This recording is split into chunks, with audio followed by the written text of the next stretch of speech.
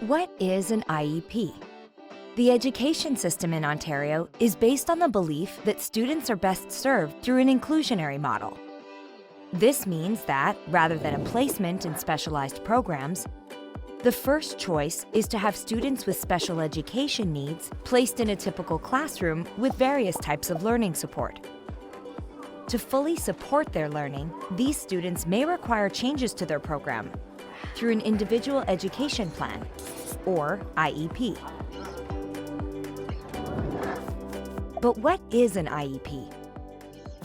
By definition, an individual education plan, or IEP, is a legal, written plan created for students with exceptionalities or exceptional needs.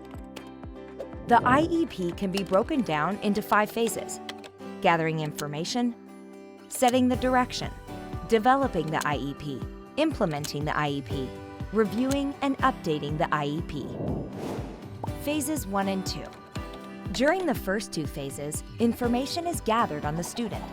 This information can include classroom assessments, work samples, observations, formal academic testing, and any other information deemed important. Information gathering may also include conversations with parents, former teachers, and, in some cases, the students themselves. This information is used to determine a student's strengths and needs. Support, instructional services, and other relevant factors are considered and developed for the student. If necessary, a specialized program can be suggested. An effective IEP helps a student access the curriculum through strategies and interventions that support individual strengths and needs. The IEP is also a tool of accountability and helps determine how a student's progress is measured and reported to the parent. Phase 3. IEPs are developed by a team under the direction of the school principal. This team can take many forms, but usually includes the child's teacher, special education teachers, resource staff, parents or guardians, and the student. Students who are 16 and older are expected to provide input into their IEP. Indeed, any student for whom an IEP is being developed should be included in the process. An IEP is typically created after a meeting of the Identification, Placement, and Review Committee, or IPRC. An IPRC determines if a student meets the criteria for an exceptionality and determines the most appropriate placement for the student. Exceptionalities can be of various natures, including behavioral, intellectual, physical, or communicational, such as a learning disability, LD. An IPRC can be requested by the school principal or by the parents. This committee also meets annually to review both the student and the program. An IEP must be developed within 30 days of a student's arrival in a new classroom. This could be in a new school, after a change of schools, or through a placement determined by the IPRC. IEPs can be developed at any point during the school year. The Education Act requires schools to provide special education programs to any student who would benefit, regardless of whether or not they have a diagnosis of an exceptionality. This is because all children have the legal right to education. Therefore, schools can create an IEP without a formal exceptionality or an IPRC, and many students are able to have their learning needs met without the need for formal testing and identification of an exceptionality. Parents must be informed of the IEP, but do not have to consent or sign the IEP for it to be implemented. What's included in an IEP? The format of an IEP will vary slightly between school boards, as each creates and supplies their staff with a template. Regardless of the school board, IEPs in Ontario will include information such as the reason for the IEP, the student's profile, the student's strengths and needs, relevant assessment data, including psychological, behavioral, health, and occupational assessments, etc.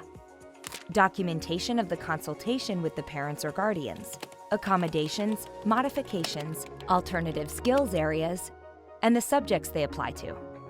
Required human resources, such as support from an educational assistant, EA, resource staff, or special education resource teacher.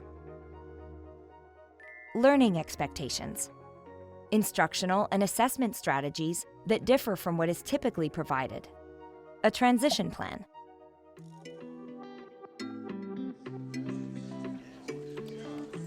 The team should consider a range of options to determine which will best meet the needs of the student. Accommodations, modifications, alternative skills areas. Accommodations are the most likely program changes one might find on an IEP created for a student with learning disabilities. Accommodations are changes in how the student learns material or completes an activity. Curriculum expectations stay the same. Accommodations can include different ways of teaching or presenting material during lessons. Assessment changes. For example, an accommodation could allow a student to provide answers to test questions orally instead of writing them down. The use of assistive technology. Changes to the learning environment, such as seating, queuing, or hallway routines. Modifications are used when changes need to be made to curriculum expectations in order to meet the needs of the student. Modifications are changes in what the student is expected to learn. Usually, modifications involve changing or reducing the grade level expectations that the student should meet. Expectations may be selected from various curriculum levels to ensure the student is working at a level considered appropriate. When a student is unable to work within the Ontario curriculum, alternative expectations may be used. Alternative skills areas do not correspond with curriculum expectations. They are non-academic areas to work on, such as social skills, fine motor skills, or personal care. At the secondary level, these are non-credit courses.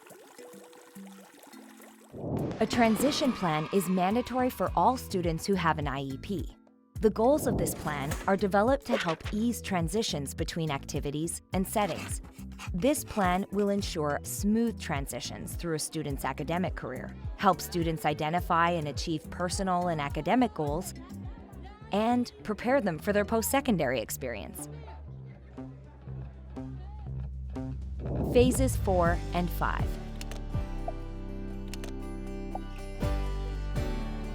It is the principal's responsibility to ensure that the correct IEP development process is followed and that the IEP is properly implemented, monitored, and reviewed. Teachers are required by law to follow the IEP. The IEP is a living document, which means it is meant to be continuously adjusted and updated throughout the child's school years. Teachers are required to evaluate and update the student's learning expectations at least once every reporting period. Any revisions, such as new instructional strategies or changes in the level of support, are recorded in the IEP. An up-to-date copy of the IEP is stored in the documentation file of the Ontario Student Record, OSR, and a copy is sent home. By following these steps and creating IEPs, schools and educators help ensure that students with special needs receive continuous, effective support in their learning journey. If you have any additional questions about IEPs, visit www.ld@school.ca or contact us at info@ld@school.ca.